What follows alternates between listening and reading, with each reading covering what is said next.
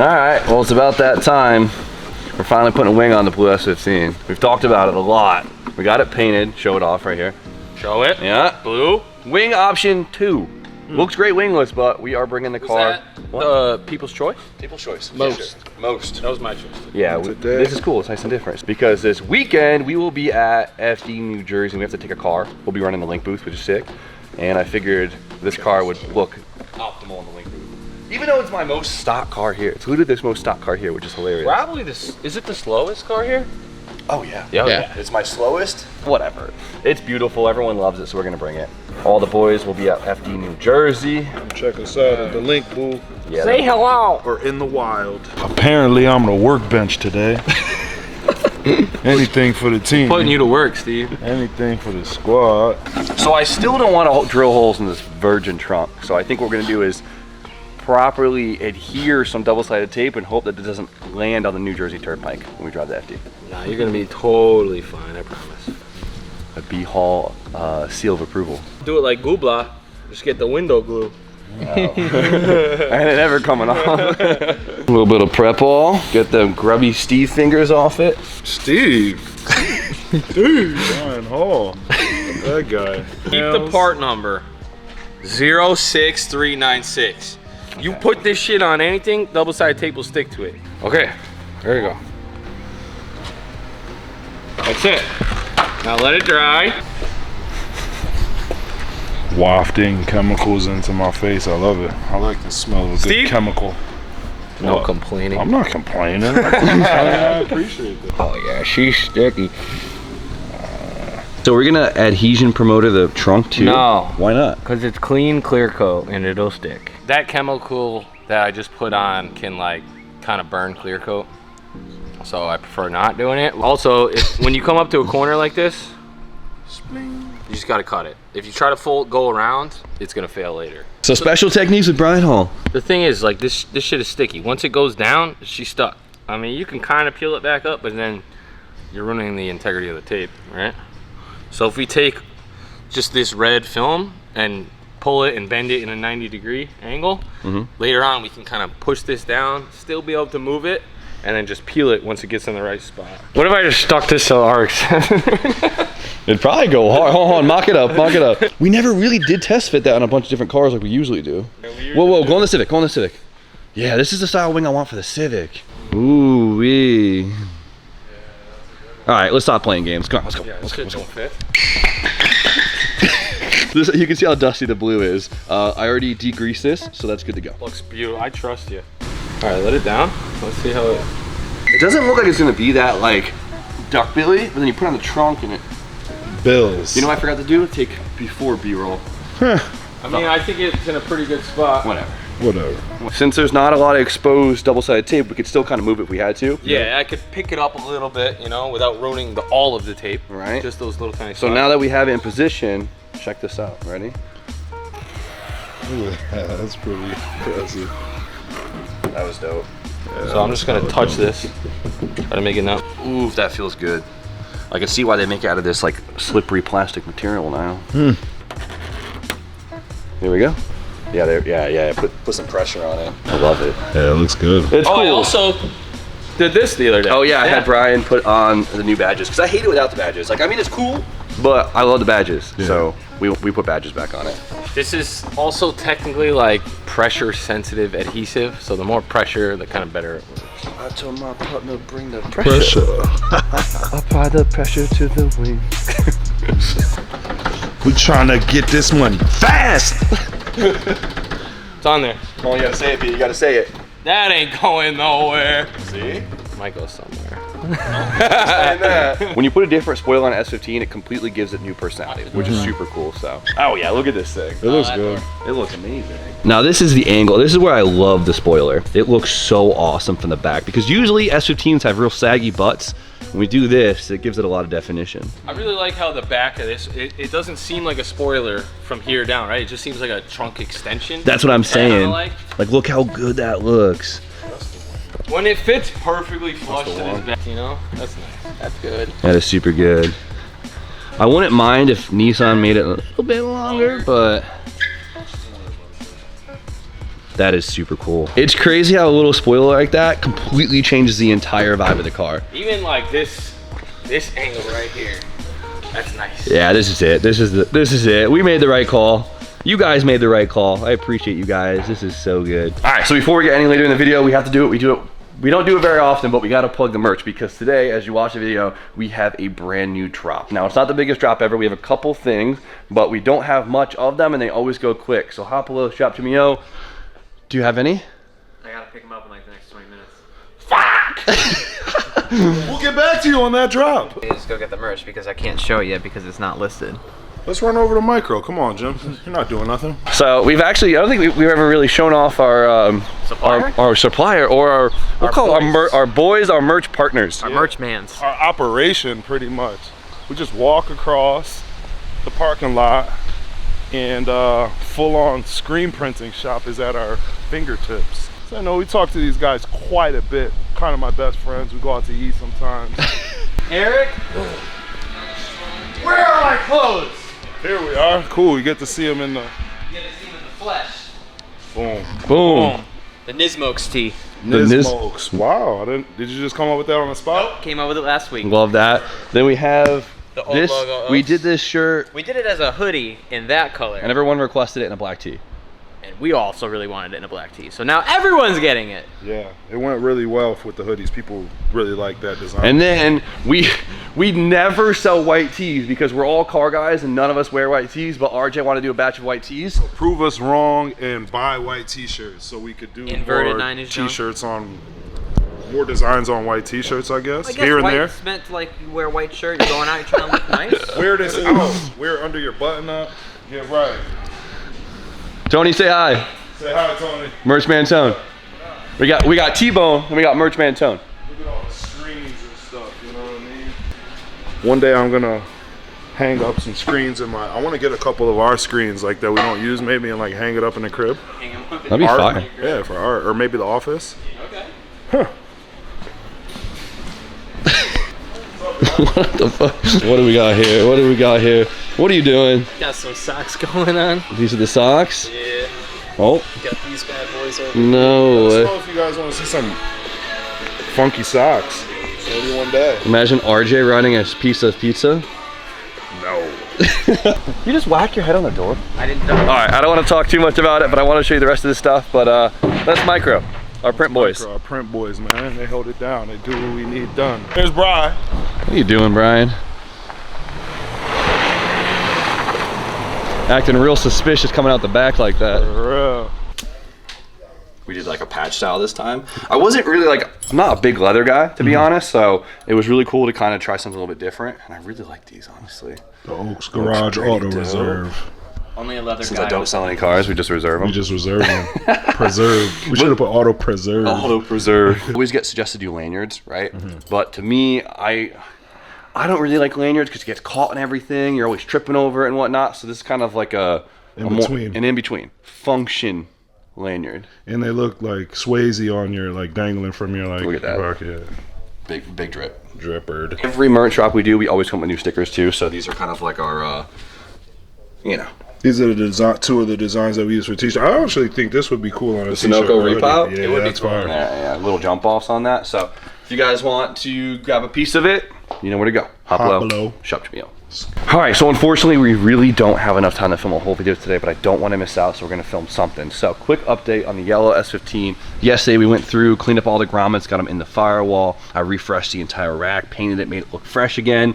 Put this in wrinkled black because it was just covered in overspray, and it's starting to look pretty damn good. You're not wrong. It's gonna go pretty Coming quick. together. Oh yeah. Once the mounts show up, the engine's going in. We're getting straight to work because I want to drive this car. So we're working on it. So one thing I do want to do, and I haven't had a good excuse to do it yet, but right now we have a couple minutes, is I got new wheels for the S13 Coupe. So as you guys know, my fitment on the Coupe has been looking a little bulldog drifty, right? It's raised up in the front and not the biggest fan of it. It works, but whatever. So as you guys know, we put the FDF angle kit on and our track width got a lot wider, which means my wheels poke out a lot more than they used to. So I had to raise the car so the fenders don't get smoked, right? And so to fix that, we need to get a wheel with a higher offset so they don't stick out as far. So one of my friends reached out to me and he offered me a really dope set of wheels that would not only fit better, but honestly change the look of the car, which is always fun, right? So I got Blitz Techno Speed Z1s, a wheel I've loved forever, but these wheels make me nervous because they're one of those wheels that look super gangster off a car. Like, this design is really badass, but they usually look a little goofy on cars, right? But I'm thinking they might actually look pretty good on the coupe. Who knows? I got them, been staring at them for too long. Let's get the tires off those, put them on here, see how it fits, and see how it looks. Sounds good? Sounds good. Check it out.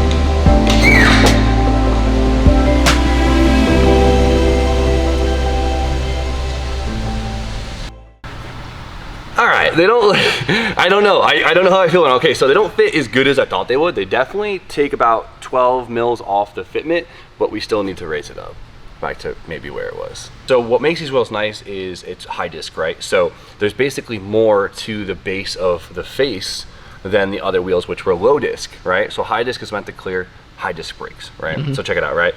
We could fit our hand between the spoke and the brake caliper now, which is nuts. Before, with the low disc, right? This is very important when buying wheels. It's low disc, mid disc, and high disc, right? You see how the back of the face, it's so close to the spokes? Super flat. So you can't fit a brake between the spokes without a spacer. If you have big brakes. If you have big brakes, right? So mid disc is a little bit higher and high disc is, well, something depth like this, where you could fit a big ass brake without any wheel spacers, right? So you really need to focus on that when buying, especially 3-piece wheels, because you'll see some great specs on 3-piece wheel and be like, yeah, that's mint. You'll buy them and you need a damn spacer to clear your brakes. Especially Z brakes, whatever. So, it's cool because it's different. I don't know if I'm in love. Should we paint these silver? No? No. The gold's hot against the gold. red. Look at the gold with that center cut. Yeah, it's pretty hard. I don't know. I might have to flip a damn coin for these. Like, it changes the look up, which is exciting, but I like them. Ship them? Yeah. Let me know what you guys think. Well, guys, let me know what you think. Hot or not? Hot. Hot. Yep. Tony likes them. Yeah. Let me know what you guys think. So, I wanted to talk about this last video, but I completely forgot. So today we're going to talk about it, and hopefully you guys learned something. So, Nasanda, right? We put this freshly rebuilt KA in here with all these new components, turbo, manifold, blah, blah. We tried to put it on the dyno, and I spent 4 days pulling my hair out because the boost was all over the place, the power was all over the place, the car felt crazy. I replaced everything. I checked everything a million times, and I couldn't figure it out. It was making me lose my mind. I brought it, put it on Kenny's dyno. It was mint. Yep. Everything was great, right? So after that, we never talked about it. And well, I figured since you guys are on this journey with me, now's the time we should probably address it. So let's go check it out. All right, so obviously it was my dyno, right? My dyno was causing all the issues. Now, if you look at the data here, this was my last day on the dyno. And as you could tell, the numbers were all over the place, right? Some runs more than others. And this is without changing anything on the car. This is with me doing back-to-back pulls and stuff just going nuts, right? After breaking down the data, we learned quite a bit about what was going on. But first off, let's talk about how this whole thing works, right? So, Kenny's dyno, right? The way Kenny's dyno works is it is this giant roller that has a lot of mass. And what it does is it measures how fast a car can accelerate that mass. Easy, right? Yep. Since it has so much weight behind it, it gives you a pretty consistent run time that's not super short, but also not super long. The problem with my dyno is I have these little baby rollers that have no mass, and the car spins them super fast, right? So it's so fast you can't get accurate data. Now the way they combat that is they put this giant eddy current right here, which is just basically an electric brake, right? We have these big fat rotors on the outside, and then we have these modules in between that use an electric current to slow these things down or to actually apply load, all right? By applying load against this roller, it makes this act as a larger roller, right? Or a larger mass, whatever. So to measure all of this, the dyno needs two things. It needs to measure load, and it needs to measure speed, all right? If you look at our load sensor, this is literally all this is, right? We have a strain gauge right here that is mounted on the eddy current, which is perpendicular to the roller, right? Easy peasy. It measures how much basically force is being applied right here. Right here. Right here. Right there. Right there. Right there, right? That's it. That's all. That's literally, it's as simple as that. And on the other side, then we have our speed sensor right here that measures the speed of the rollers, right? So if you have speed, you have force, you can measure acceleration and power and all that good stuff, right? Easy piece. Give me those glasses, Steve. Let me get those glasses. Do I look smarter with these things? I think so, yeah. Oh, yeah. Professor Oaks. Give me a bow tie. I need a can't bow see tie, shit, but I'm yeah. gonna try it. All right, so looking at the data, right? We have two sensors to look at, load and speed. So we're gonna start with speed. Check it out, right? So we're gonna change our axis here. God, these things are making me dizzy, and take these back. Give me my glasses back. Thank you. I'll take those. Trying to show off with his good vision, Steve. Yeah, you like that? No, my vision's not good. All right, so check this out. We're gonna change engine speed to, we're just gonna change the time, right?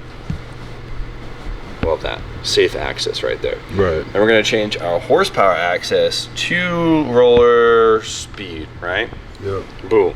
That's the trend you'd expect, right? Yep. Acceleration, the speed of a car over time. Just going up, right? Going up, right? So here's where it gets pretty crazy, right? If we take the smoothing off, put that thing to 0, it gets crazy. You see all those discrepancies in the bars there, Steve? Yeah, what do those discrepancies represent? So if you look at this, we'll zoom in a little bit for you. Right here, this is obviously spikes in the data, right? Yeah. So that's noise within the sensor, or spikes of, we'll call it misinformation, right? That's what we'll call it. So overall, consistent trends. Yeah. But we have these moments where we have spikes of bad data, we'll call it. Bad data, right? yeah. Now the big question is, how does that affect us so dramatically, right? Right. So since I have a load cell dyno, my dyno applies different loads for different speeds, right? So when we have spikes in speed here, It could throw the data off. it could throw the big load time. off big, which will then affect boost heavily, right? Because boost is dependent on load, right? Because if a car's unloaded, it won't make boost. If it's too loaded, it makes more boost, right, T-Bone? Yeah, that's right.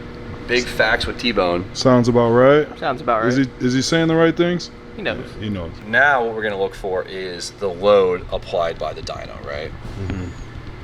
Load. All over the place. So watch this, right? Let's turn smoothing back on. We'll turn smoothing back on. Even with smoothing on, look at it, it's all over the place. Yeah.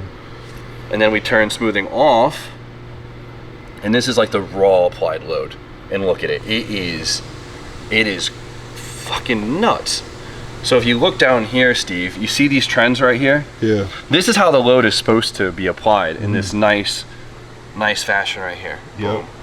No, instead it is all over the freaking place, which of course will make the car feel crazy. Because imagine a load just being pulsed on the back of your wheels. And you didn't feel that while you were like doing the So the you pulls? would think I would feel this a lot more, right? Yeah. That's nuts. What I did notice is like there was definitely moments where like at higher RPMs I was like, man, is this thing valve floating, right? I was convinced it had valve flow, especially because it looked like there was noise in the RPM, which usually means you're valve floating. So I was so convinced it was valve flow. I showed Derek the data, he was convinced it was valve flow. I would have never initially assumed that it was my dyno pulsing the load on the car, even though now it makes so much sense. Yeah. So this is insane. The reason why Kenny's dyno of course didn't do this is because Doesn't have that. it doesn't have eddy that current. load applier. It just has a really fat, heavy roller. Right? Man, this threw me for a loop, dude. This is absolutely insane. So of course, the first thing I did was call my boys down at Dyno.com, and we had a tech remote in. We went through everything. We got everything cleaned up, dialed in. I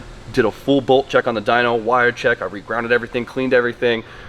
I put my dues in, and we haven't had time to test the car yet, but now everything should be dialed in, super consistent. I learned a little bit more about the dyno that I didn't know before, and we could really get this thing being the optimal tool that it is, which is fantastic. Yeah. We were gonna use Josh's car to basically like solidify that it's mint. But that's a whole nother story. But Josh's car isn't mint, so. That was a lot to talk about, but I hope you guys learned a couple things, and I hope this clicked in your brain, and it's pretty nuts, right? Yeah. When it comes to motorsports, there's a lot to keep track of, and I'm super happy this kind of happened, I'd consider early on, Yeah. and on my car, because if this happened on like a friend's car or like a customer car where it was just stuck on there and we couldn't figure it out, I'd feel horrible.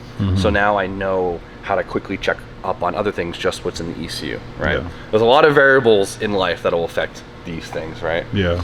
It's all about being a good tuner is knowing how to take in every single variable and see how it is affecting the car, right? Yeah. So This Man. time it was the equipment. this time it was the equipment, and it happens, you know? So, dude, I just, look at this. Like, imagine that load pulsing.